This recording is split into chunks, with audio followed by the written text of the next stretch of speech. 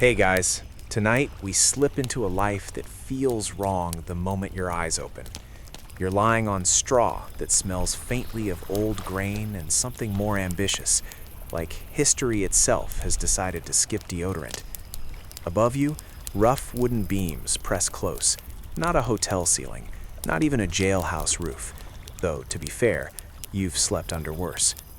Somewhere outside, a bell tolls slowly, the kind of sound that doesn't rush because it has nowhere else to be. You breathe in, and the air tastes like smoke, damp wool, and yesterday. You probably won't survive this, not because you're weak, but because the rules have quietly changed while you were asleep. You sit up, and that's when you notice the badge. It's pinned to your chest, heavy and familiar, the comforting weight of authority you understand. Only the rest of you is very much not familiar. Your boots are wrong, your clothes itch, and when you push open the door, instead of a dusty Wild West street stretching toward a shimmering horizon, you step into a medieval town that looks at you like you're the strangest rumor it's heard all week. Before we go any further, though, let's pause just a second. So, before you get comfortable, take a moment to like the video and subscribe, but only if you genuinely enjoy what I do here. And while you're settling in, feel free to drop your location and local time down in the comments. It's oddly comforting to know where in the world people are trying to fall asleep. Now, dim the lights, maybe turn on a fan for that soft background hum, and let's ease into tonight's journey together. You stand there in the doorway, blinking, your hand resting where a revolver should be. There is no revolver. There is, instead, a belt that holds nothing more threatening than a leather pouch and a short knife that looks like it would struggle against a particularly motivated loaf of bread. A cart rattles past, wheels groaning like they're narrating their own misery. People move slowly, bundled in layers, faces weathered not by sun and dust, but by damp cold and repetition. This is a medieval town, somewhere between the 12th and 14th century if your instincts are right, and it's alive in a quiet, crowded way. One mainstream historical fact becomes obvious immediately. Towns like this are compact by necessity. Stone walls hem everything in, not for charm, but for defense. Space is precious. Streets are narrow because widening them would mean knocking down someone's house, and no one wants that argument before breakfast. You make a mental note that chasing anyone here would involve more apologizing than sprinting. A man with a bundle of firewood pauses to stare at you. Your badge catches the light. He frowns, then nods, not out of respect exactly, but recognition. Authority is a universal language, even when the accent is strange. In medieval Europe, local law enforcement is often handled by officials like bailiffs, reeves, or constables, men appointed by a lord rather than elected by a town. You are none of those things, yet somehow, all of them. Historians still argue whether medieval villagers trusted these officials or merely tolerated them, and standing here now, you can feel that uncertainty humming in the air. You walk forward, slowly, letting the town take you in as much as you take it in. There's no dramatic music, no showdown at noon. Instead, there's the soft slap of mud underfoot and the distant clang of a blacksmith's hammer, marking time better than any clock. Actual mechanical clocks are rare here, another solid historical fact. So life is governed by bells, daylight, and routine. You already miss the predictability of high noon. A child runs past you, laughing, chased by another child wielding a stick like it's a sword. They nearly collide with you, stop short, and stare up. You tip your hat out of habit. They giggle and scatter, and you realize something unsettling. You are already part of the scenery. That was fast. You haven't even figured out who feeds you yet. As you move toward what passes for a town square, your senses keep cataloging details. The smell is layered: baking bread, animal waste, wood smoke. Quirky but true tidbit.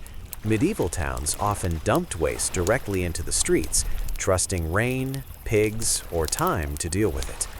You step carefully, making a promise to yourself that your boots will never be the same again.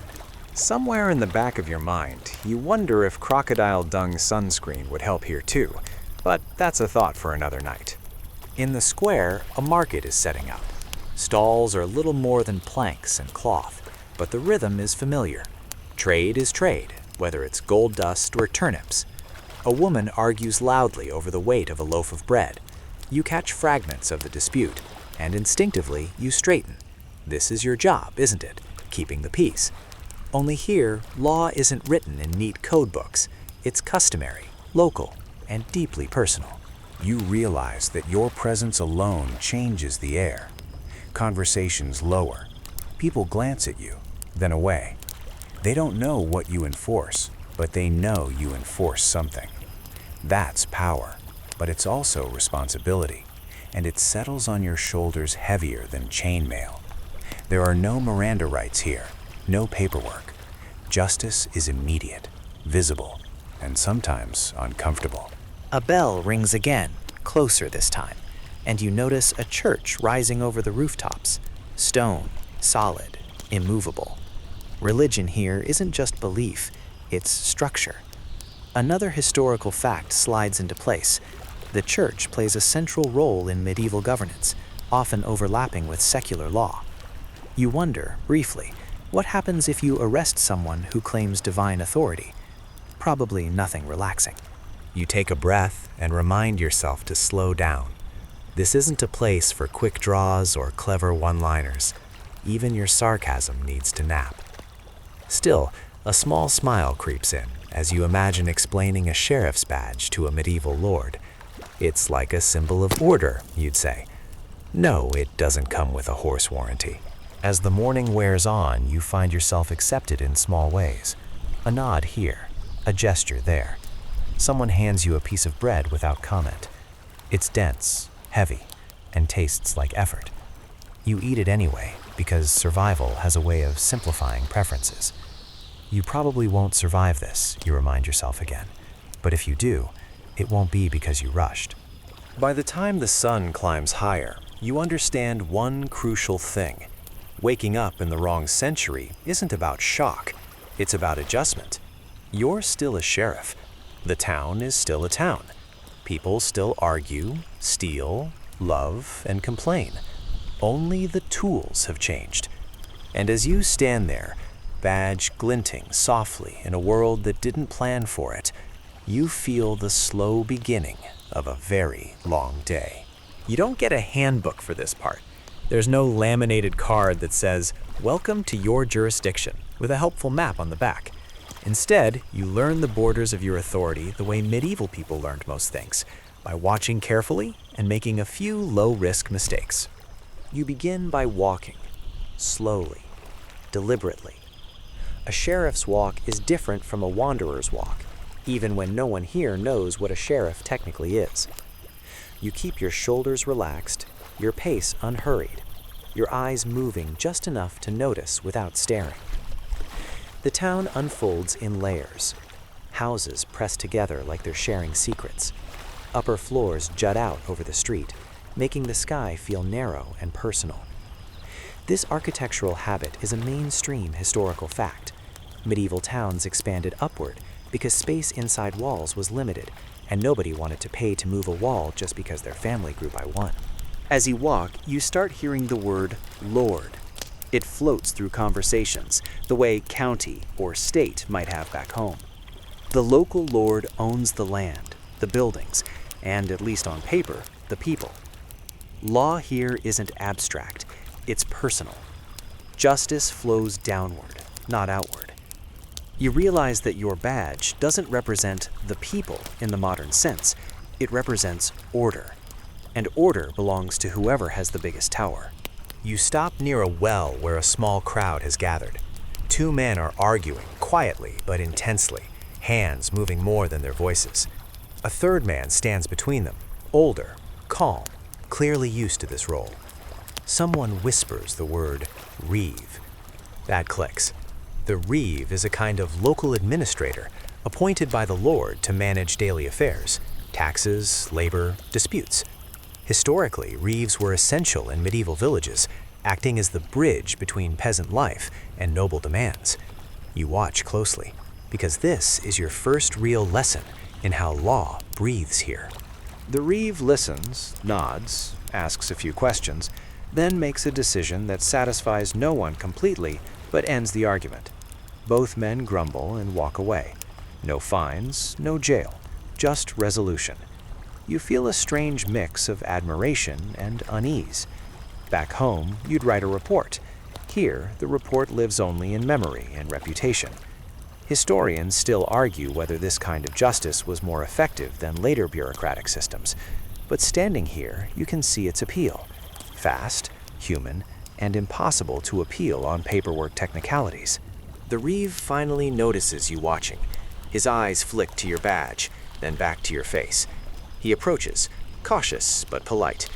You exchange a few words, carefully chosen, neutral. He doesn't challenge you, but he doesn't invite you in either. This is another boundary drawn, invisible but firm. You understand something important. Your jurisdiction overlaps with others. The reeve has authority. The Lord has authority. The church definitely has authority. You have potential. You keep walking, letting that settle. The town's edges become clearer. There's a gate, heavy and reinforced, currently open. 2 guards lounge nearby, spears resting like bored companions. Outside the gate, fields stretch outward, orderly strips of farmland worked by people whose backs already ache and whose day has barely begun. A quirky but true tidbit surfaces in your mind. Many medieval peasants worked under the open field system, where land was divided into strips scattered across fields to ensure fairness. It was communal agriculture, with very little privacy. You briefly imagine trying to patrol land that technically belongs to everyone and no one, and you feel tired in advance. You approach the guards. They straighten slightly, eyeing you with professional curiosity. Their loyalty is clear, not to the town, but to the wall, the gate, and whoever pays them. You chat briefly, learning that they answer directly to the Lord's captain. That's another line drawn. Inside the walls, disputes are handled locally. Outside, things get flexible. Bandits, travelers, lost livestock. Enforcement fades with distance. Your badge feels lighter out here, like it's already losing signal. As you turn back toward the center, bells ring again.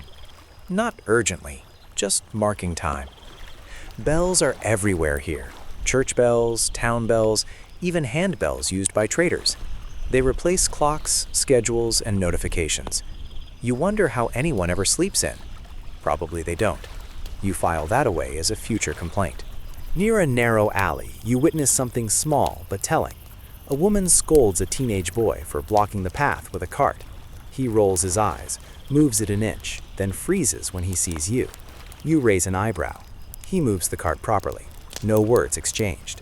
That's jurisdiction too, the silent agreement that you might intervene. 3 jokes per 1,000 words is the rule, so here's one drifting by. You miss the days when intimidation came with a uniform that actually matched. You realize that learning your jurisdiction isn't about maps, it's about relationships. Who listens when you speak? Who pretends not to hear? Who watches from windows when you pass? Medieval law is deeply local, shaped by custom rather than universal codes.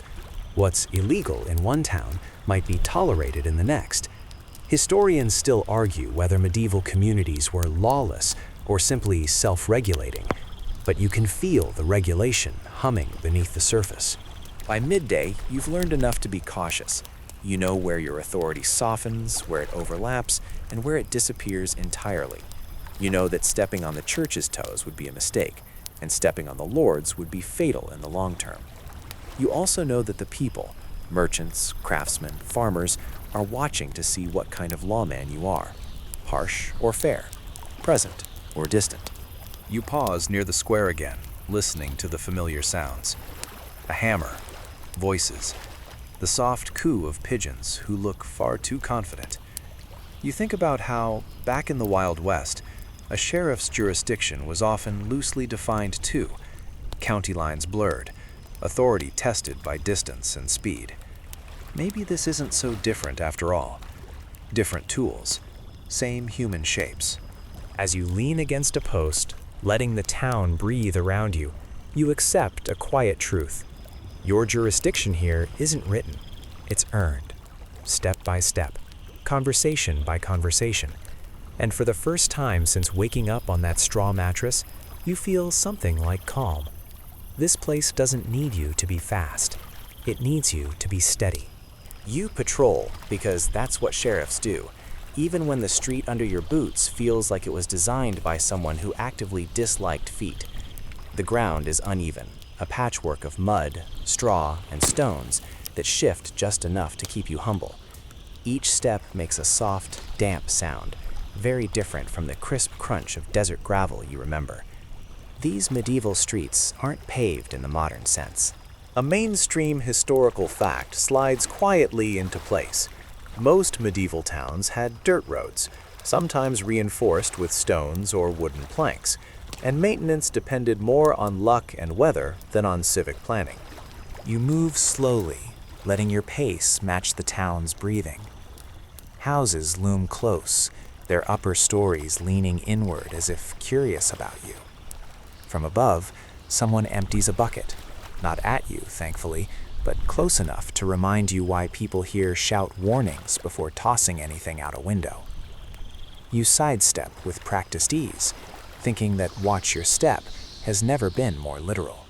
As you walk, the street reveals its rhythm. Early morning belongs to workers, bakers, smiths, apprentices hauling tools bigger than their ambitions. Midday shifts toward trade and chatter. By evening, the streets soften, growing quieter as people retreat indoors. There is no neon, no saloon lights pulling folks out late. Candles are expensive, and darkness here is something you respect. You realize that just walking these streets is an act of reassurance. Law isn't always about action. Sometimes it's about being seen. You pass a tanner's workshop and immediately regret breathing in. The smell is powerful, committed, and unforgettable. Quirky historical tidbit, tanning often involved soaking hides in mixtures that could include urine or animal brains. You keep your face neutral because reacting would be rude, and also because you don't want to encourage conversation here. You make a mental note that the Wild West had its own smells, but this is layered. People notice your boots. They're sturdier than most here, built for long rides rather than short walks. Children glance down first, then up. Adults clock them, then your badge, then your posture. Clothing in medieval towns is a social signal, and yours sends mixed messages. You don't quite belong to any guild, trade, or class. That makes you interesting, which is never entirely safe. A merchant steps aside to let you pass, offering a polite nod. Another keeps talking loudly, testing whether you'll intervene. You don't, not yet. You're learning the texture of the street, where voices rise naturally, where silence means trouble. Historians still argue whether medieval streets were chaotic or carefully regulated by custom, but walking them now, you can feel an order that doesn't need signs. You pause near a crossroads, watching foot traffic flow around a shallow puddle everyone avoids without discussion. No one steps in it. No one explains why. You don't either. You learn quickly that streets remember things. That puddle might be nothing, or it might be the site of yesterday's argument, spill, or embarrassment. Medieval memory is communal and persistent. A group of women pass, baskets on their arms, talking about bread prices and someone's cousin who married poorly. The conversation drifts past you like smoke. You catch a joke at someone's expense and almost smile. Humor survives everywhere. You add one of your own silently. Back home, you'd patrol for outlaws. Here, you patrol for aggressively damp laundry. As the sun climbs, the street grows busier. A cart gets stuck, wheel caught in a rut. Voices rise. You approach, not to command, but to observe. A few men push, grunting. Someone suggests removing part of the load. Another argues. You clear your throat, not loudly, just enough. They notice. The argument softens. The load gets adjusted. The cart moves. No thanks offered, but a few glances linger. That's fine. Authority doesn't need applause. You realize how close everything is. Homes, workshops, animals, people, stacked and layered. Privacy here is thin. A historical fact settles in.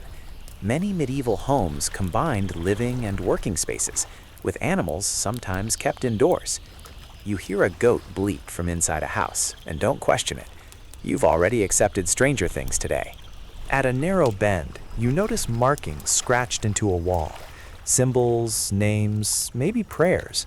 Graffiti isn't new. Some marks are fresh, others worn smooth by time. Historians still argue whether such markings were personal expressions, protective charms, or just boredom with a knife.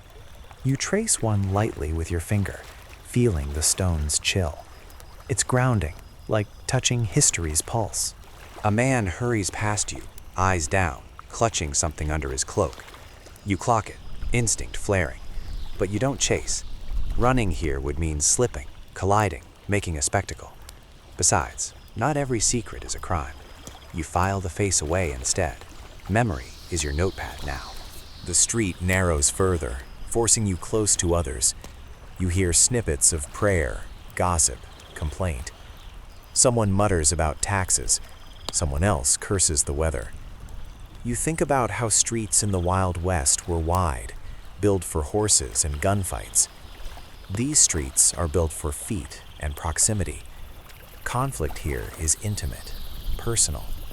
You'd have to look someone in the eye. A bell rings again, and people instinctively adjust their pace. You don't know why yet, but you'll learn. Bells here are cues, not commands. You follow the flow, letting it carry you back toward the square. Your boots ache. You welcome it. Pain means you're present. As you complete your slow circuit, you realize something subtle but important. Patrolling these streets isn't about catching wrongdoing, where shadows linger longer than they should.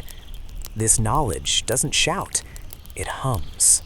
You stop near the same post as before, leaning gently, letting the street continue without you for a moment. A pigeon struts past, utterly fearless. You nod to it in mutual respect. Sheriff and pigeon, both watching, neither rushing. The medieval street has accepted your boots, if not fully, then at least without complaint. And that's enough for now. You notice the absence before you notice anything else. No gun at your hip, no reassuring weight that says this conversation can end quickly if it has to. Instead, there's leather, metal, and an assortment of medieval optimism hanging from belts all around you. Weapons here are everywhere, but they're different, visible, blunt, and deeply personal. You stop near a small open yard where a few men are practicing with wooden swords. Their movements are earnest, a little clumsy, but determined. Training like this is common. A mainstream historical fact drifts in. In many medieval towns, able-bodied men were expected to serve in militias, practicing with weapons when called upon. This isn't a standing army world. It's a you grab what you have and hope world. You watch their practice, comparing it to the quick, efficient draw of a revolver that no longer exists. Swords take commitment. Spears take reach. Knives take nerve. Everything here requires you to get close, very close. You feel a small, unheroic shiver at that realization. Distance, it turns out, was your favorite deputy. A man notices you watching and raises his sword in a friendly salute. You nod back, keeping your hands visible. That's already a lesson learned. Hands matter here, a lot. People read them the way you once read posture and holsters. You adjust your stance unconsciously, shoulders open, palms relaxed. It's amazing how fast the body adapts when the mind is slightly panicked. Armor is another question entirely. You see bits and pieces, leather jerkins, padded gambesons, the occasional mail shirt that glints like patience made of metal. Full plate is rare and expensive, mostly reserved for nobles or professional soldiers. Historians still argue whether most medieval fighters were well protected or frighteningly exposed, but walking among them now, you can tell protection is uneven at best. Wealth decides safety long before skill does. You consider what you would choose if you had to. A sword feels too formal. A spear is practical but awkward in tight streets. A knife is already at your side, but it's a last resort, not a statement. You miss the simplicity of a badge and gun pairing, where authority and enforcement were neatly aligned. Here, your badge says order, but your weapon says maybe. You wander toward a smithy, drawn by the sound of hammer on metal. The blacksmith works steadily, shaping something glowing and stubborn. You watch, fascinated. This is where power is forged, literally. A quirky historical tidbit floats up. Blacksmiths were often seen as semi-magical figures, respected and sometimes feared because they controlled fire and metal. You make a mental note to stay on this person's good side. Never annoy someone who can improve or ruin your gear. The smith glances up, eyes flicking to your badge. There's curiosity there, but also calculation. Tools and weapons are his domain. You are an unknown variable. You exchange a few words, light, non-committal. He mentions mail shirts, how long they take, how expensive they are. You nod, pretending this is all very reasonable. You imagine explaining your budget constraints and laugh softly to yourself. 3 jokes, remember. Here's another. You used to worry about ammo costs. Now you're pricing iron pajamas. As you move on, you notice how people carry their weapons openly. Swords aren't hidden. Knives are common. This isn't lawlessness, it's transparency. Everyone knows who's armed. In a strange way, it's honest. You adjust your expectations. Threat assessment here is visual, not inferred. You test the weight of the knife at your belt again. It's balanced, well made. Someone thought about this. You practice drawing it slowly, discreetly, making sure the motion is smooth and non-threatening. There's no quick draw culture here, no dramatic flourish. Speed is less impressive than control. You remind yourself that surviving here will be about de-escalation long before it's about steel. Armor choices ripple through your thoughts. Padding under clothing would help against cuts. Leather could turn a blade, sometimes. Mail stops slashes, but not bruises. And then there's heat, weight, and fatigue. You already feel warm just walking. You imagine patrolling all day in armor and decide that comfort is in fact tactical. Historians still argue whether medieval soldiers preferred mobility over protection, and standing here, sweating lightly, you lean toward mobility. You pass a small shrine tucked into a wall niche, candles flickering. Someone has left a token, a coin, a strip of cloth. Protection comes in many forms here. You consider that maybe faith functions as armor too, at least psychologically. You resist the urge to joke about it out loud. A minor scuffle breaks out ahead, raised voices, shoving. Nothing serious yet. You approach, hands open, posture calm.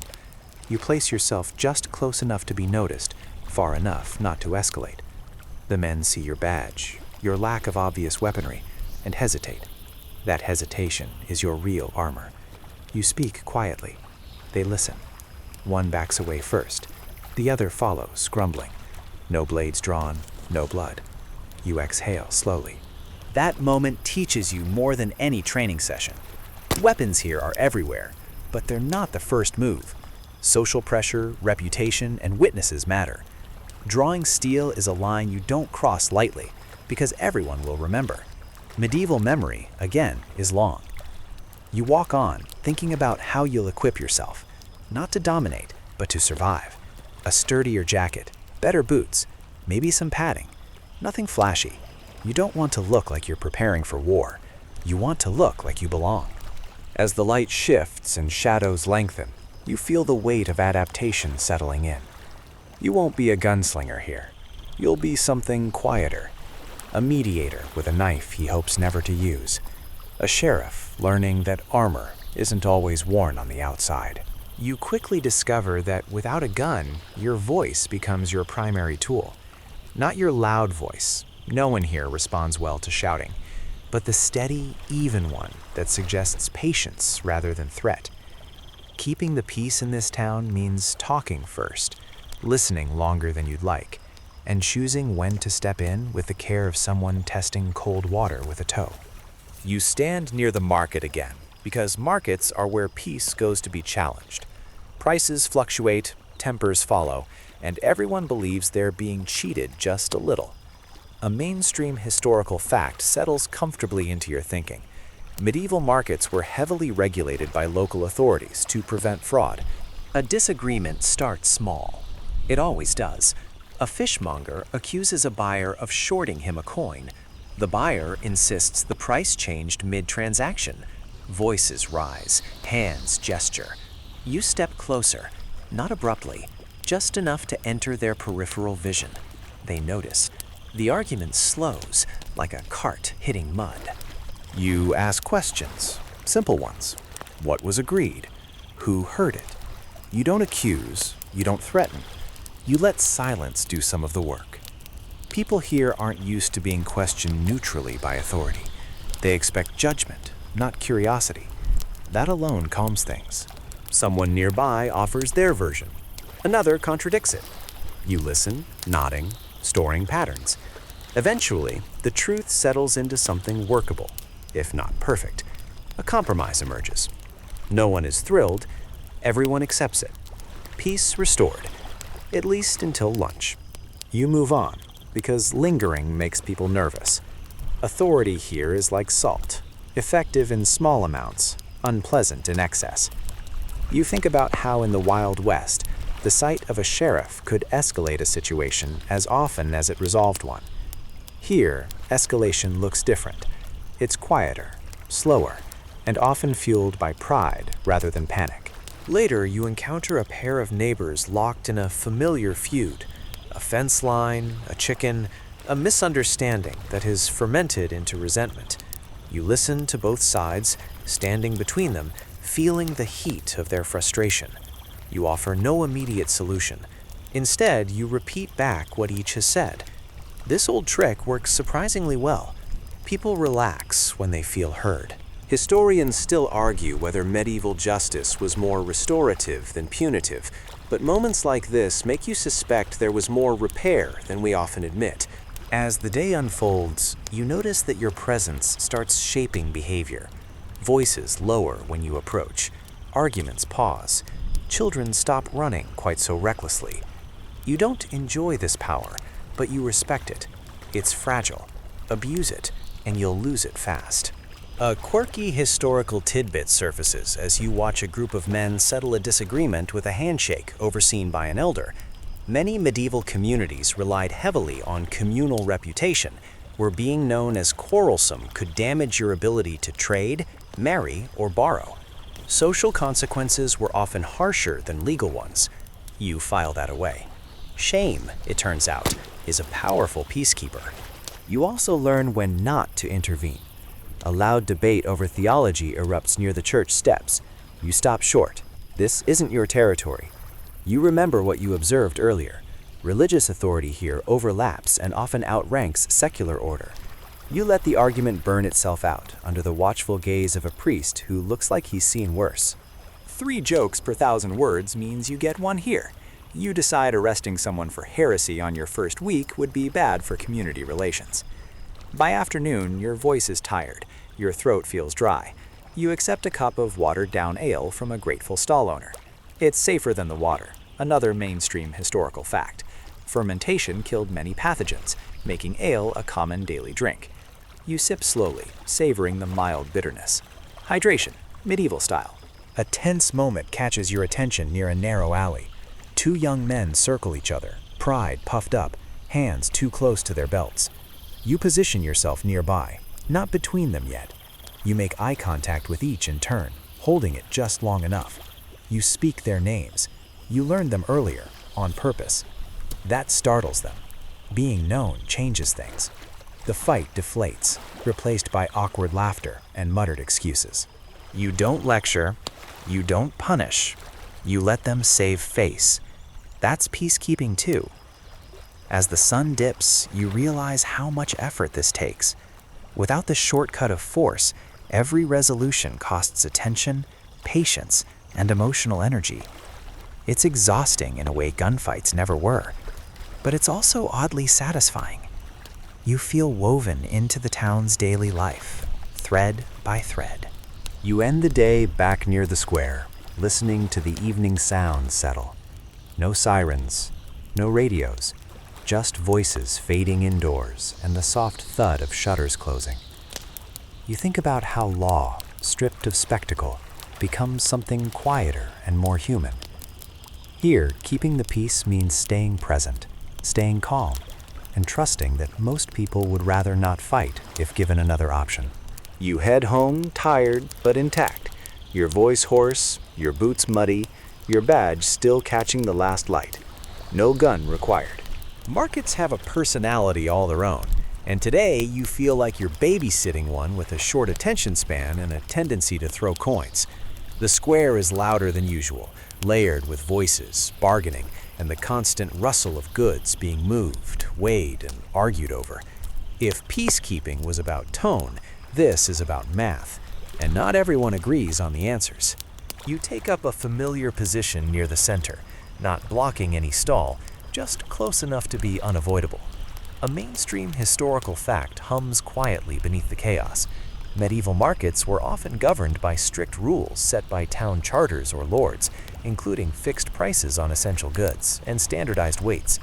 A merchant waves you over before trouble can even start. He's selling grain, carefully measured, at least in his telling. A buyer insists the scoop is light. You crouch slightly to inspect the measure. It's wooden, worn smooth, its edges chipped just enough to raise suspicion. You don't accuse, you ask where it came from. The merchant hesitates. That's answer enough. You suggest fetching the town's standard weight. Someone groans. Someone else nods approvingly. The standard, a heavy, dull piece of metal kept by local authority, is brought out. The scoop is, in fact, light. Not outrageously so, but enough to matter. The merchant sighs, shrugs, and agrees to adjust. No fine today, just correction. He looks relieved, which tells you this isn't his first conversation about it. You straighten, dusting off your hands. Markets aren't about catching villains. They're about keeping small dishonesties from becoming big resentments. You make a mental note to check that scoop again next week. Nearby, a different argument brews. A tax collector, representing the Lord, counts coins with practiced precision. A craftsman argues that the rate has changed without notice. This is trickier. Taxes here are deeply unpopular, but legally solid.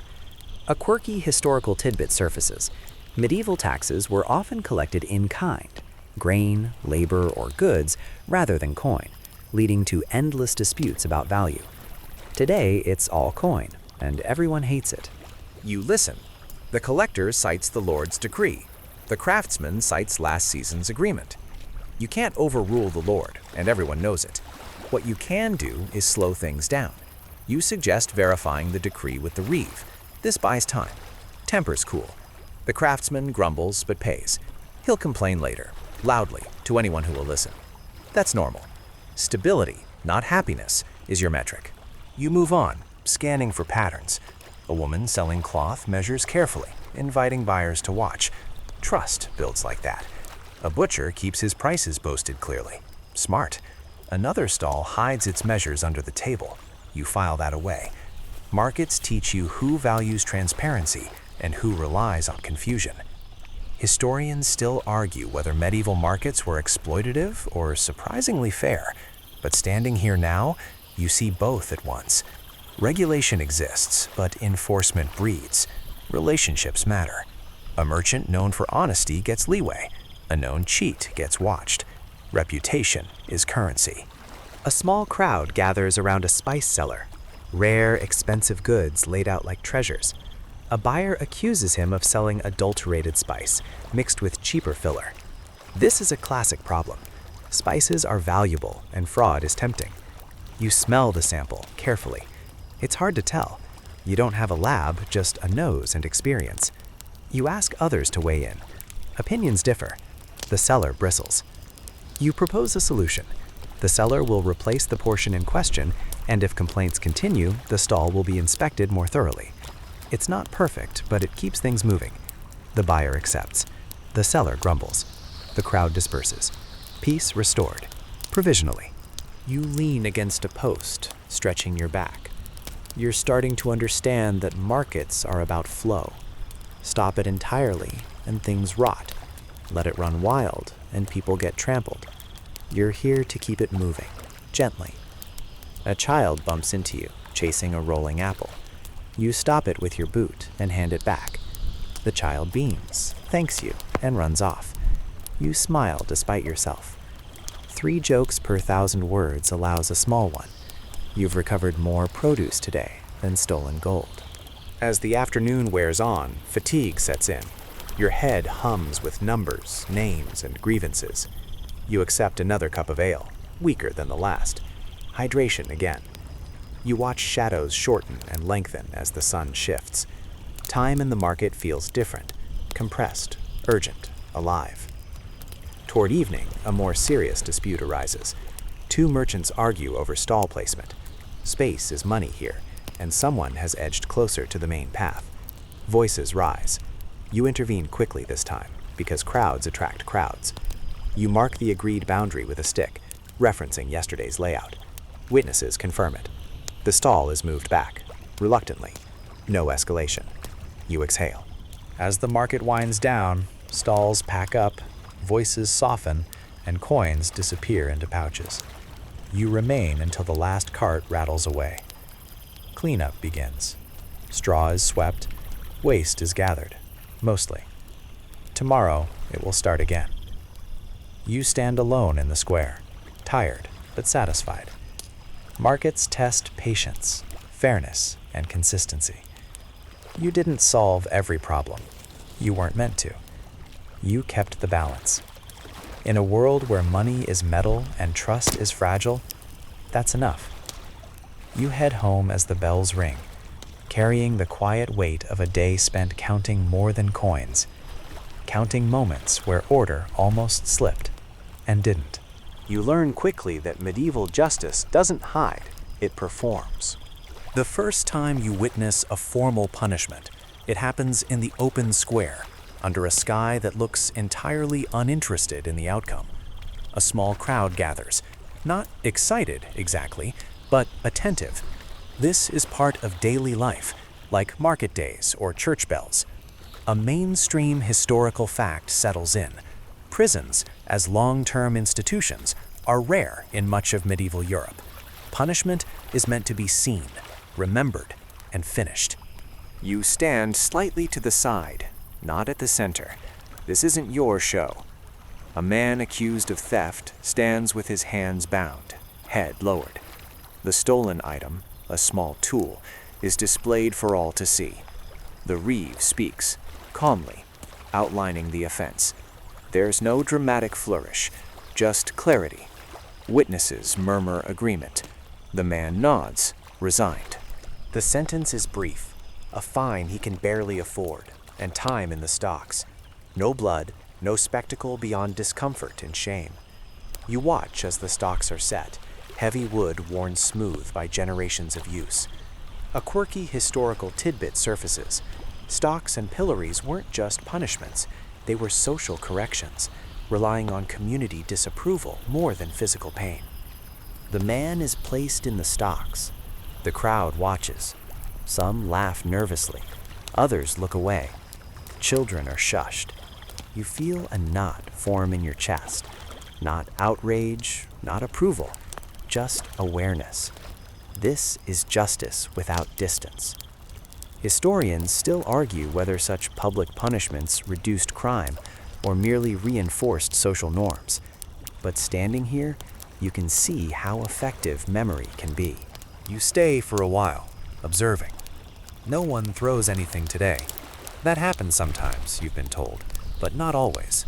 The mood is subdued. When enough time passes, the man is released. He walks away stiffly, dignity bruised but intact. The square exhales. Later, you're called to witness a different case, a dispute over assault, minor but serious enough. 2 men argue over a shove that turned into a scuffle. Bruises are shown, voices overlap. There's no forensic evidence, just testimony. You listen, comparing this to the reports and statements you once filed. Here, truth is negotiated. The reeve again leads, asking questions, weighing reputations. One man is known for temper, the other for caution. That matters. A fine is issued. An apology is demanded publicly. The men comply, stiff and embarrassed. Peace, restored through ritual. You think about how justice here is immediate, but imprecise. There's no appeal process you'd recognize. There's no expectation of perfect fairness, just enough to keep the town from tearing itself apart. You feel both respect and discomfort. You're not sure which way's more. As you walk away, you notice the gallows outside the town walls, visible but distant. It's a reminder, not a daily tool. Executions are rare, reserved for serious crimes. Another mainstream fact slides in. Capital punishment existed, but was less common than popular imagination suggests. The threat looms larger than the reality. You pass a group discussing the punishment you just witnessed. Opinions differ. Some think it was too lenient. Others think it was harsh. Everyone agrees on one thing. The law acted. That consensus matters more than unanimity. You find yourself comparing this to the Wild West, where justice could be swift, final, and sometimes personal. Here, it's communal. The crowd participates, even in silence. You wonder which system leaves deeper marks. Historians still argue whether medieval justice fostered cohesion or fear, and you suspect it did both. A quieter form of punishment unfolds later that day. A woman is accused of cheating customers. No stocks, no fine. Instead, she's banned from the market for a week. That's devastating. Trade is survival. She pleads. The decision stands. You feel the weight of it. Social exclusion is sharp, invisible, and effective. You talk with the reeve afterwards, cautiously. He explains that order must be maintained with tools people understand. Shame, loss of access, reputation. These are the levers available. You nod. You don't fully agree, but you understand the logic. As evening falls, you patrol again, passing the now empty stocks. They look harmless without context, just wood and iron. You realize how much meaning objects carry here. Tools, weapons, punishments, all symbols layered with memory. You pause, leaning against a wall, letting the quiet settle. Justice in this world isn't about correction alone. It's about reassurance, showing that rules exist, that violations matter, that tomorrow will resemble today closely enough to plan for. You take a slow breath. You're not here to rewrite this system. You're here to operate within it, gently, carefully, without making things worse. That might be the hardest kind of law to practice. As you head home, the image of the man in the stocks lingers, not as horror, but as context. A reminder that keeping the peace here means accepting uncomfortable truths. Justice, like the town itself, is built from wood, stone, and people doing their best with what they have. The church is never far from you, even when you're not standing near it. Its bells set your schedule. Its shadow stretches across the square in the afternoon. Its quiet authority seeps into conversations the way incense seeps into cloth. You learn quickly that wearing a badge in this town means sharing space with something older, heavier, and far less interested in negotiation. You approach the church steps one morning as a small crowd gathers. A priest stands near the door, speaking softly to a worried woman. You keep your distance. This isn't avoidance, it's respect. A mainstream historical fact settles gently into your thinking. In medieval Europe, the church often held its own courts and legal authority, especially over moral, marital, and religious matters. Secular law did not automatically outrank spiritual law. A man nearby whispers about a dispute, accusations of blasphemy, or maybe just unorthodox speech after too much ale.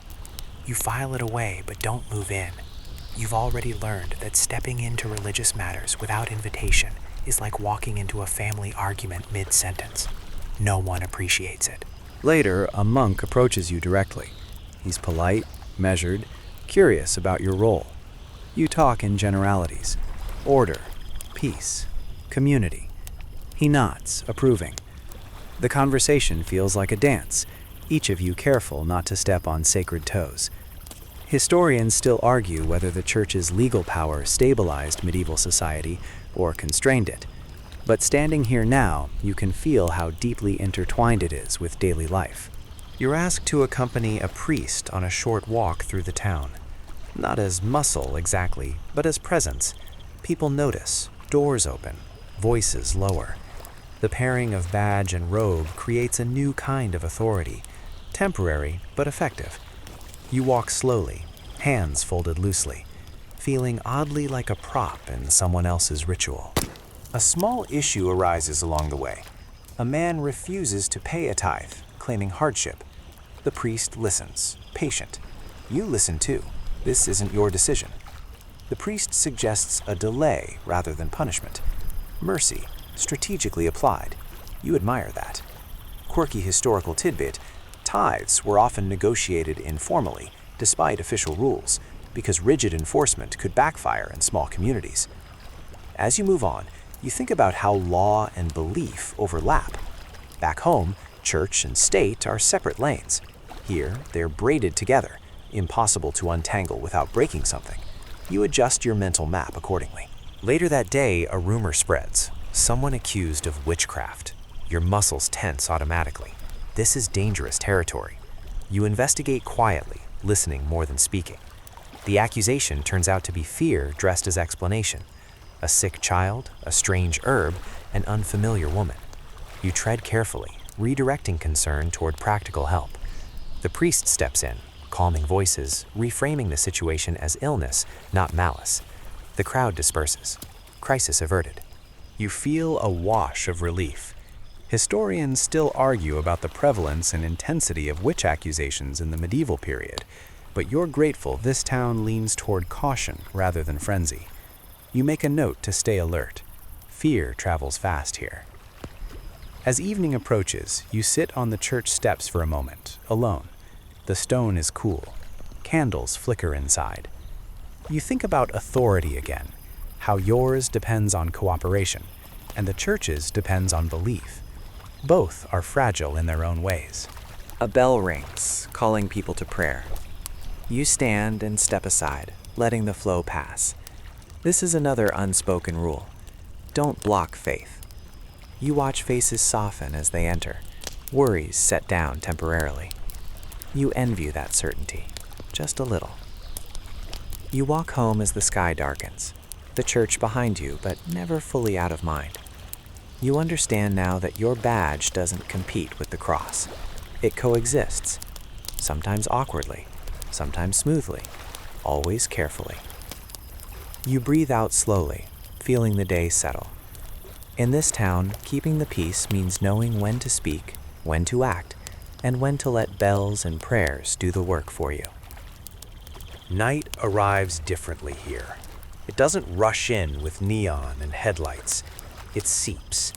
The light thins, shadows lengthen, and the town quietly prepares itself to be smaller. Doors close. Shutters fold inward. Candles glow faintly behind oiled parchment windows, turning homes into soft boxes of light. You feel the shift in your bones. This is when your job changes. You join the night watch near the gate, nodding to men whose faces you're starting to recognize. They carry spears, clubs, and lanterns that throw nervous circles onto the ground. A mainstream historical fact settles as naturally as dusk. Medieval towns relied on night watches, often rotating duties performed by citizens rather than professionals, to guard against fire, theft, and trouble after dark. Crime didn't sleep, but neither did anxiety. You take a lantern and feel its gentle weight. Fire, contained and useful, feels like a small miracle. You lift it slightly, testing how shadows retreat and return. Vision here is precious. Darkness isn't just absence of light, it's opportunity for accidents, misunderstandings, and fear. The wall walk begins. Stone beneath your boots, rough and uneven. From up here, the town looks quieter, compressed into familiar shapes. Beyond the walls, fields dissolve into blackness. Somewhere out there, animals move, and maybe people too.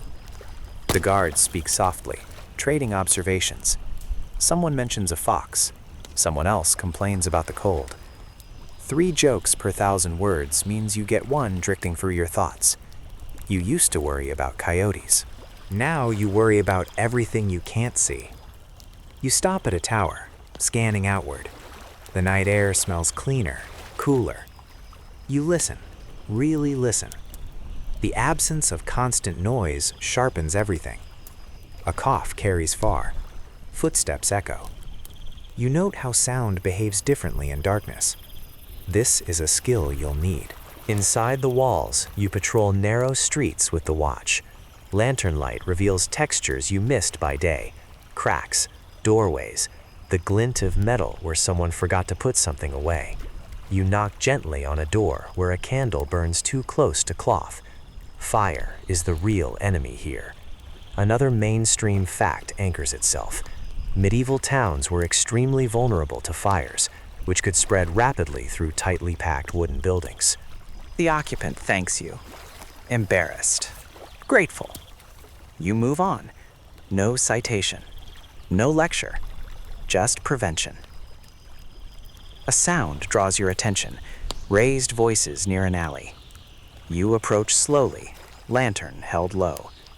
2 figures argue, drunk and stubborn. You don't rush. You let the light announce you. They freeze, blinking. You speak calmly, suggesting they take it inside or take it home. They grumble, but comply. Alcohol makes people brave in all the wrong ways.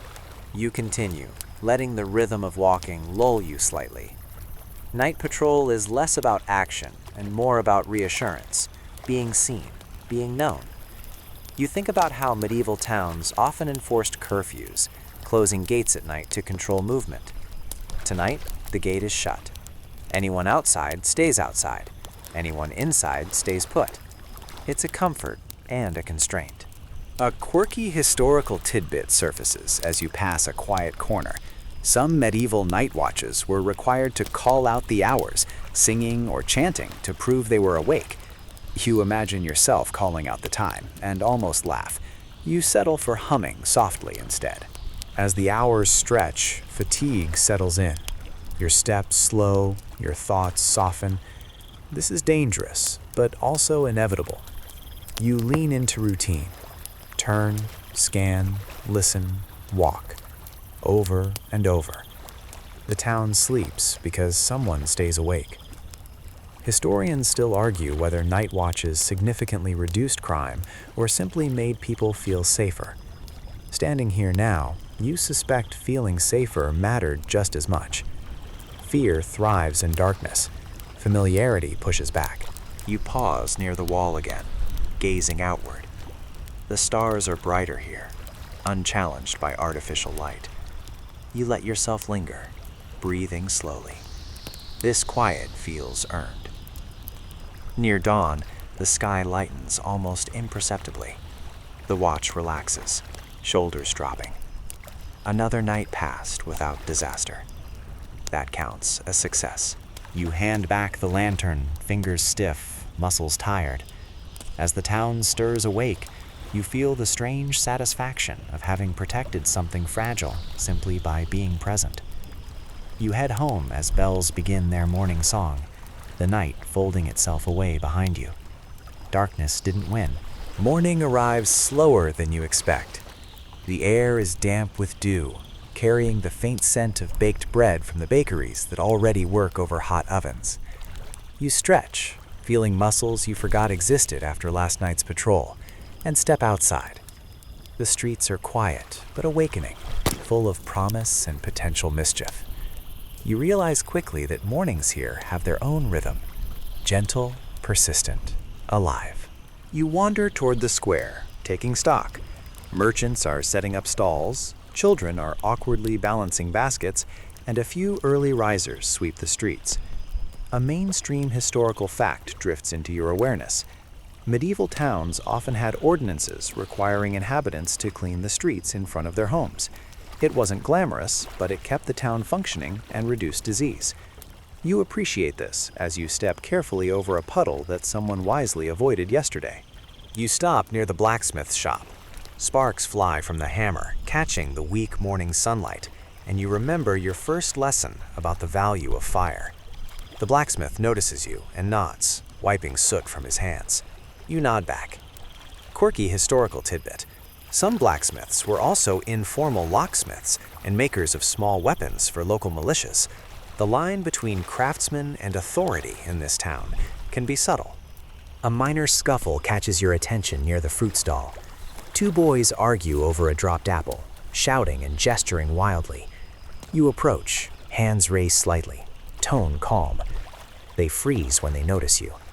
You kneel, smiling gently, and ask their names. Simple questions, delivered with even patience, can diffuse more tension than a drawn blade ever could. They hand over the apple, muttering apologies. You nod, letting them save face. Historians still argue whether medieval justice relied more on formal penalties or social mediation, but here you see the power of human attention. You continue your patrol, eyes scanning for hazards. A horse clops past, loaded with grain. The driver tips his hat as he passes, acknowledging your presence without requiring more. You realize that authority here is as much about being known as being feared. It is subtle, sometimes invisible, but always felt. Near the center of the square, a merchant is arguing with a customer over coin. You step closer, voice calm, asking for clarification. The buyer insists the coin is short weight. The merchant insists it's fair. You suggest measuring using the town's standard weights. Both parties comply, and peace is restored. No punishment necessary. Your presence alone carries authority. You begin to understand that much of your role in this town is preventative rather than reactive. You pass a small alley and notice signs of yesterday's rain. Mud clings stubbornly to boots, and a stray dog slinks between shadows, avoiding your gaze. You watch it for a moment. Animals, like people, know patterns. You begin to consider that patrolling this town isn't just about humans. It's about reading the behavior of everything in it. Foot traffic, wagons, animals, even the placement of waste can teach you lessons if you watch carefully. The bells chime again. Not urgently, just a gentle reminder of the hour. You glance toward the church, noting the monks moving with measured purpose. Their routine mirrors yours in some ways. Attention to duty, awareness of the town, constant motion, but in a spiritual rhythm rather than a civic one. You respect the parallel. A small commotion catches your attention near the bakery. A boy accidentally knocks over a basket of loaves, sending them tumbling. Instead of anger, the baker sighs, picks up a few pieces, and gestures for the boy to help. You smile, observing human resilience in miniature. This is what keeps towns alive, the patience and repetition that underpin daily life. Quirky tidbit: medieval bakers were some of the busiest people in town, often starting work before dawn and relying on apprentices to manage minor chaos. You consider how similar your role is. You too are an early riser, managing chaos in subtle ways. You take a moment to observe the sun climbing higher. Light spills into narrow streets, casting long, warm shadows that stretch and contract as the day progresses. You let the warmth soak into your bones, appreciating a rare moment of calm. Your steps slow. You notice how little things, a stray cart, a bird landing on a windowsill, the texture of cobblestones, can occupy your mind and keep you aware, grounded, and calm. As you pass a corner near the market, an elderly man greets you. His voice is quiet but firm. He thanks you for your diligence, noting a dispute from yesterday that was resolved peacefully. You nod, acknowledging that recognition doesn't need ceremony. It just needs to be sincere. Social reinforcement matters here as much as law. Historians still debate whether reputation or codified law carried more weight in medieval communities, and standing here, you see it's a mix of both. By late morning, you feel the cumulative weight of several days. Patrols, arguments, minor disputes, and constant observation. Your muscles ache in familiar ways. Your mind hums with stories, faces, and patterns.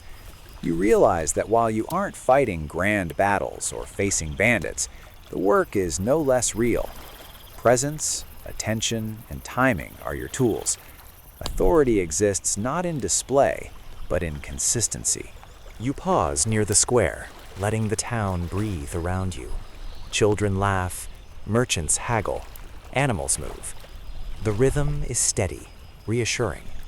You know you belong here now, in a quiet, cautious way, and that knowledge settles you. Maintaining order doesn't always mean acting. Often, it means being visible, patient, and deliberate. Your work today, like yesterday and tomorrow, is about subtle influence, about the quiet heartbeat of a town that trusts you enough to follow your gaze and respect your calm. By mid-afternoon, the town hums with a steady, predictable rhythm, and you begin to notice patterns you missed at first. The way merchants arrange their goods, the routes children take to avoid chores, even the subtle gestures people use when trying to claim authority without words. You've learned that being a sheriff here isn't about confrontation, it's about observation. A mainstream historical fact settles in quietly. Medieval officials often relied on knowledge and presence rather than brute force to maintain order, because professional police forces were rare or non-existent. You wander through a narrow lane leading toward the town's outer edge. The smell of baked bread drifts from a nearby bakery, mixed with the earthy aroma of livestock tethered along the side streets. You take a deep breath, letting the scents anchor you. A quirky historical tidbit flits across your mind. Some townsmen believed that certain smells could ward off disease, like hanging herbs or spices by doorways, so that people could breathe safety into their homes. You smile, imagining what a medieval sheriff would think of modern air fresheners. A small scuffle draws your attention. Two boys argue over a wooden hoop. Their voices are high-pitched and shrill, but you approach slowly, letting your calm presence enter the circle. They freeze, each sizing you up, and then, almost imperceptibly, one boy steps back. You crouch slightly, hands open and relaxed, and ask each their side of the story. Listening, really listening, you realize the hoop wasn't stolen. It was merely misunderstood. You guide them toward sharing it, and a solution is reached without anger, threats, or punishment. Historians still argue whether medieval justice relied more on formal penalties or social negotiation, and you begin to appreciate the balance. Authority and diplomacy are intertwined. Walking further, you encounter a merchant arguing with a customer over the quality of wool. The dispute could escalate quickly. Voices are raised, hands gesturing, but you intervene with measured calm. You ask questions, repeat facts, clarify misunderstandings. By the time the matter is resolved, both parties nod reluctantly, each satisfied they've preserved dignity. You realize that your presence functions like a stabilizer, preventing minor conflicts from spilling over into chaos. You notice the subtle cues that indicate how power works here. A craftsman adjusting his tools as you pass, a baker placing her ledger in plain view, children slowing their games when you approach. Authority isn't always about punishment. Often it's about being seen, predictable, and reliable. The town responds to your consistency more than your actions. A sudden commotion near a back alley captures your attention. You move toward it, lantern swinging lightly, and find a goat tangled in laundry lines. You kneel, untangling the creature carefully, murmuring reassurances. The owner thanks you, embarrassed but relieved. It's a small, almost absurd intervention, but it matters. You think of it as medieval customer service, patience, precision, and minimal complaint. As shadows lengthen, you patrol toward the town square, watching the late afternoon bustle. Market goods are being packed up, livestock guided to pens, and children escorted home. The town transitions smoothly, quietly, from the noise of commerce to the calm of evening. You take a moment to appreciate the choreography. This town runs not by law alone, but by routine, expectation, and observation. Your role is to support that rhythm. You pause near a well, watching the interaction of townsfolk as water is drawn and containers are. You pause near a well, watching the interaction of townsfolk as water is drawn and containers are exchanged. A group of women debate whose turn it is next, raising voices just enough to be heard but not to provoke quarrels. You smile quietly. Routine disputes like this are as much a part of law enforcement as resolving theft or assault. Quirky historical tidbit. Medieval wells were often social centers, where gossip, minor conflicts, and community bonding happened simultaneously. Later, you encounter a small argument over coinage. A baker insists a silver penny has been underpaid. A customer disagrees. You step in, calm, and inspect the coins. The baker is correct, a bit short. The customer, embarrassed, hands over the remaining penny. Order restored. You note silently that medieval currency, often hammered by local authorities, could vary slightly in weight and composition, creating more disputes than expected. Historians still debate whether minor monetary inconsistencies significantly fueled conflict, but standing here, you see how quickly they escalate without mediation. The sun begins to dip toward the horizon, painting warm gold across the town's rooftops. You take a slow breath, feeling the day's work settling to your body. Your legs ache, your back is stiff, but there's a deep satisfaction in having walked these streets, listened to the disputes, and quietly guided them toward resolution. Authority here is invisible yet present, like a steady pulse beneath the town's surface. As you make your way toward your small quarters, you notice details that others might miss. A cat lounging in a patch of sunlight, a pile of coins slightly askew on a merchant's table, the rhythmic movement of shutters closing. These small observations reinforce your understanding. Your role isn't to dominate, it's to maintain balance, awareness, and presence. People respect you because you are calm, predictable, and observant. That, in itself, is power. You lean against your doorframe, letting the last light of day wash over the walls.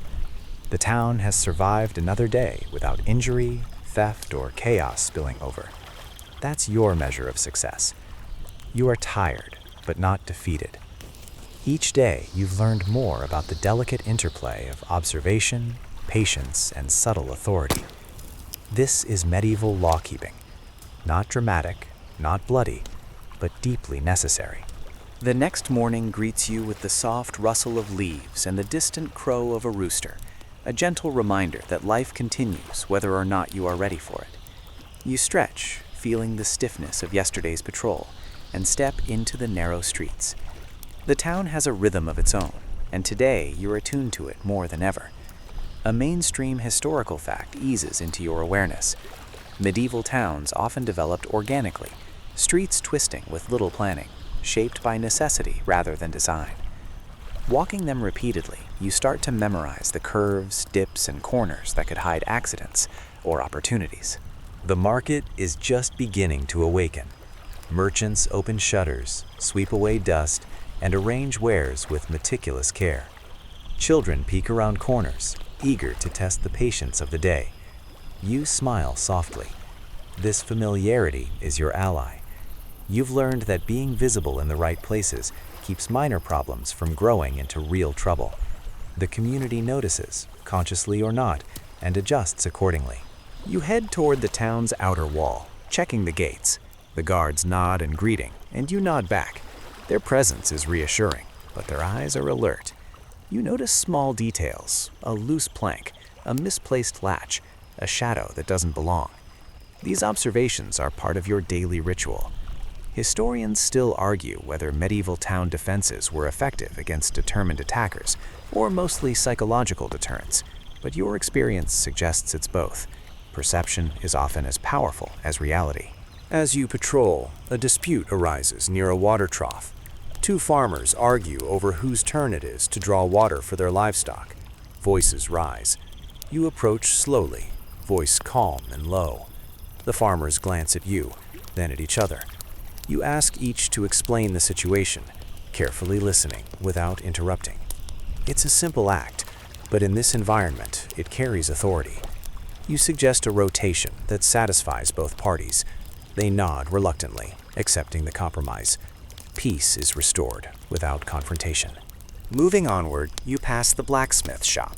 Sparks fly from the hammer, and the heat radiates outward. The smith waves, calling out a greeting. You wave back, appreciating the subtle acknowledgement. The relationship between townsfolk and authority here is built on familiarity, observation, and respect, rather than fear alone.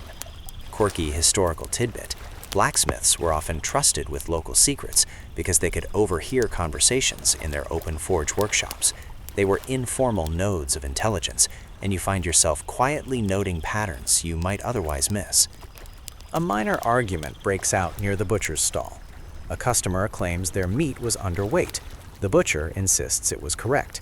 You step forward, voice calm, and ask to inspect. The measurement is accurate. You smile faintly, noting how much attention to detail is required in every interaction.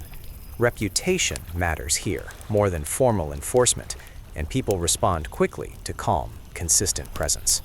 You walk down a narrow lane, passing children playing with makeshift toys. They dodge puddles and weave between barrels, laughter carrying easily in the morning air.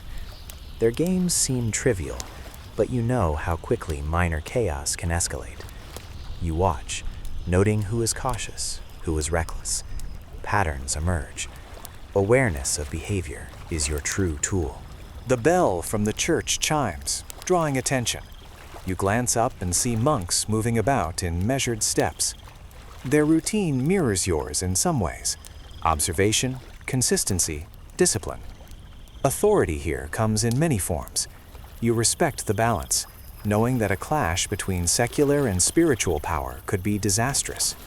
Historians still argue whether medieval civic and religious authorities cooperated smoothly or frequently conflicted, and standing here, you see evidence of both. A scuffle erupts near a pile of hay. Two men argue over whose cart goes first. You approach, hands relaxed at your sides, and speak gently, asking for explanations. Both men present their cases. You suggest a simple order of passage, with witnesses to confirm compliance. They grumble, but follow your guidance. Peace is maintained, subtly, without spectacle. You reflect that your role is often invisible, your success measured by what doesn't happen rather than what does. You pause near a fountain, watching the water ripple in the morning light. The town is alive with small, interconnected stories. A woman sweeps her doorstep. Children chase a dog. Merchants haggle quietly. Animals graze nearby. Authority, you realize, is embedded in these routines, guiding behavior without domination. This is how the town thrives. By late morning, you feel the steady weight of experience pressing in. Observing, mediating, listening. It's exhausting in a different way than wielding a gun or chasing outlaws ever was. But there's satisfaction in it too. You are woven into the rhythm of the town, a quiet presence ensuring continuity, safety, and subtle justice. Every step, every glance, every word counts. As the sun climbs higher, you take a slow breath, letting the warmth fill your chest. You've walked these streets long enough to see patterns, anticipate disputes, and prevent accidents. Your authority is quiet, consistent, and respected. Not flashy, not violent, but profoundly effective. You realize that being a sheriff in this place requires patience, observation, and a steady heart more than anything else. Afternoon arrives with a warm, lazy light that stretches long across the cobblestones. You step into the square, noticing how the town breathes in subtle, interconnected rhythms. The market winding down, the clatter of carts, the soft chatter of neighbors checking in with one another. You feel that your role, more than enforcing rules, is now maintaining the invisible pulse of this place.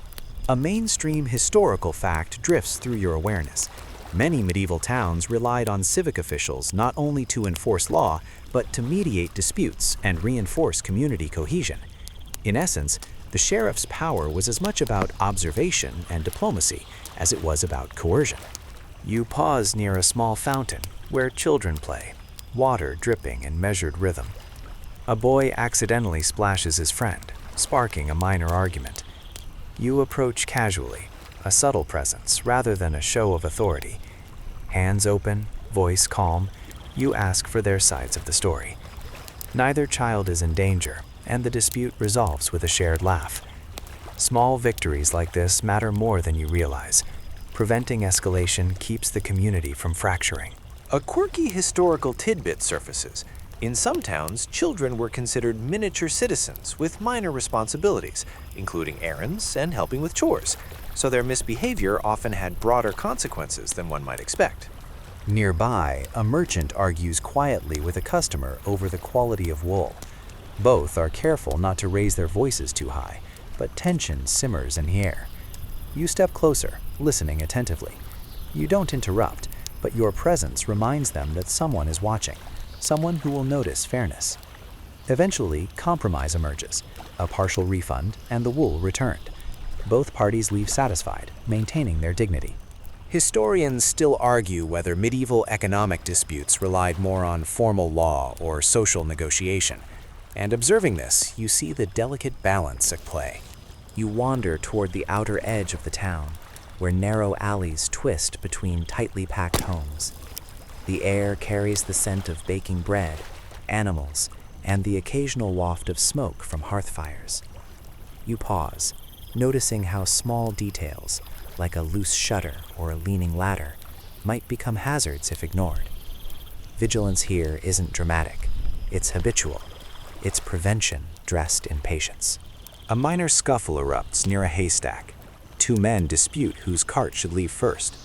You step in carefully, using calm speech and deliberate gestures. Asking each man to describe the problem and suggesting a fair sequence of passage resolves the issue. No one needs to raise a hand.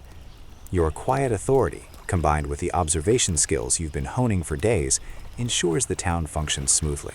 You reflect that much of medieval law relied not on force, but on negotiation, presence, and the subtle social consequences of behavior. As shadows lengthen, you pass the blacksmith, hammering steadily at glowing metal. Sparks fly in arcs that catch the sunlight. You nod, and he nods back.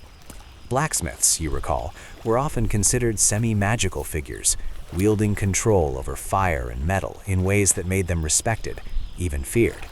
Their skill was vital for both livelihood and defense. You appreciate that your small interventions maintain order, while others shape the tools that sustain survival. A dispute arises near a corner stall.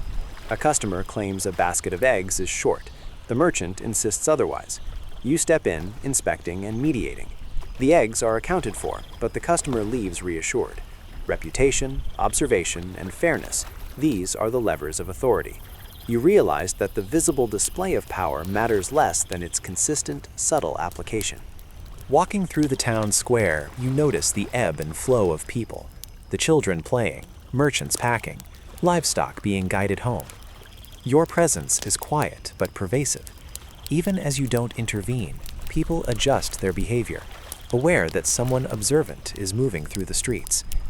Authority here is gentle, embedded in daily routine, reliant on human attention and the expectation of fairness. The sun tilts toward evening. Long shadows stretch across the cobblestones, softening the edges of the town.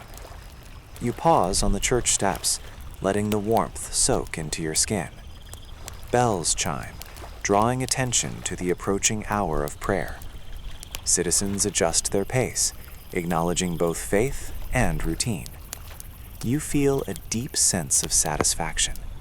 The town functions, gently, through observation, awareness, and subtle influence. You've learned that your effectiveness doesn't come from weapons or intimidation.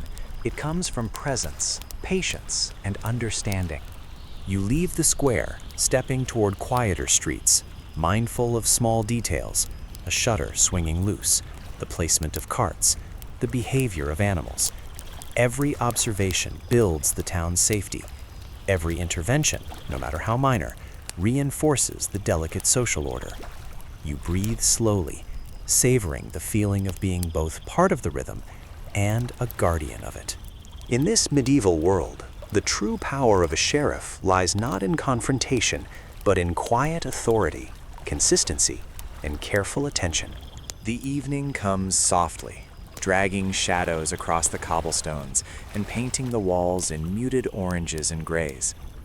You move through the streets with a sense of calm authority, aware that the day's work is entering its quieter phase. The merchants have closed their stalls, livestock has been guided to pens, and the town is beginning its subtle transition from commerce to contemplation. A mainstream historical fact surfaces as you walk. Many medieval towns relied on curfews enforced by local authorities, both to prevent crime and to signal the shift from day to night. The sound of shutters closing and doors locking serves as a natural rhythm for this routine. You notice a minor dispute brewing near a bakery. A boy has accidentally taken more than his share of bread, and the baker, patient but firm, tries to correct him. You approach gently, your presence noticeable without being overbearing. The boy freezes and begins to explain, your calm listening helping him navigate the embarrassment. You guide him toward returning the extra bread, adding a light remark that eases the tension. Peace is restored with dignity preserved. Quirky historical tidbit. Children in medieval towns often helped with errands, including fetching bread, and minor mistakes could carry both social and familial consequences. You remind yourself to observe these routines closely. They reveal the subtle threads holding the town together. Moving onward, you hear raised voices near a water trough. Two women argue quietly about whose turn it is to draw water. You approach, not to intervene harshly, but to mediate. Asking each to explain the situation, you facilitate a fair rotation. They nod in reluctant agreement, aware that your role is not punitive, but practical. Historians still argue whether medieval civic roles functioned more through formal law or social custom, and your experience suggests it's an intricate mix of both. A sudden clatter draws your attention down a narrow alley. A stray goat has wandered into a pile of barrels, scattering them across the path. You kneel and untangle the animal, murmuring reassurances. The owner rushes over, flustered but relieved. Situations like these are minor, yet illustrative. Authority here is as much about careful observation and timely intervention as it is about formal law.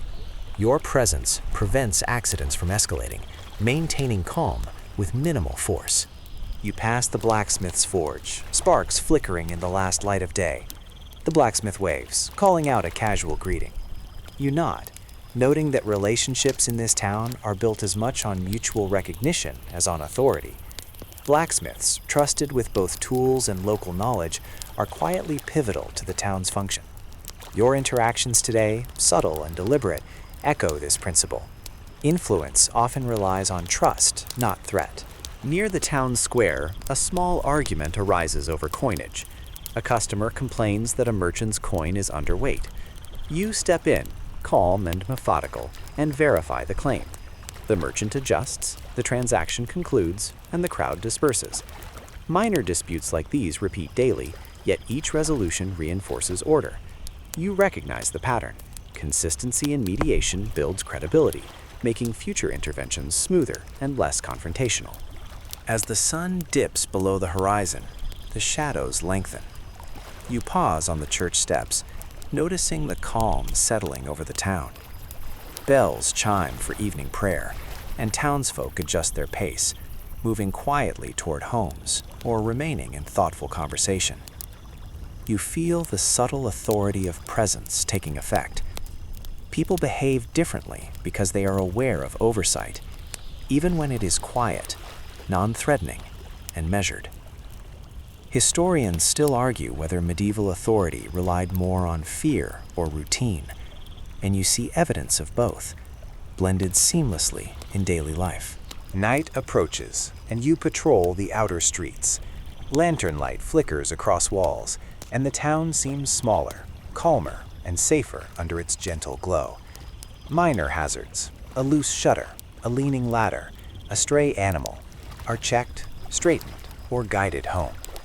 Each small intervention reinforces both safety and trust, a constant feedback loop of vigilance and care.